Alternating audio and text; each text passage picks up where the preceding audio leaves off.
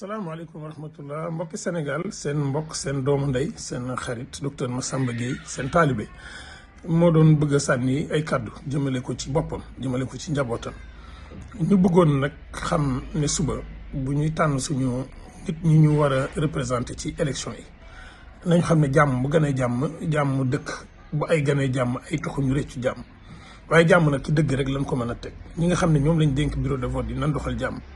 nan doxal jàmm te doxal dëgg ñi nga xam ne ñooy càmbar nañ càmbar doxal dëgg ñiy àtte nañ àtte doxal dëgg ñi nga xam ne ñooy laaj bopp gox yi kenn ku ne ci ñoom bu nu paree kala fa toogal la indil këyit ngir yàlla waxal nit ñi dëgg boo ñàkkee génnal nga ne ñàkk naa boo amee ndam nga génn ne am naa ndam bu ko defee jàmm am. leneen li ci topp mooy ñun ci suñu bopp kenn ku ne ci ñun xam nga ki nga dëkkal kan moo ci baax ak kan moo ci baaxul bul xool kañ la digal. xoola ki nga xam ne yow yéen nga ko tuddee doom xoola ki nga xam ne booy tukki mën nga ko dénk sa kër te sa xel dana dal kooka mën nga koo dénk sa gox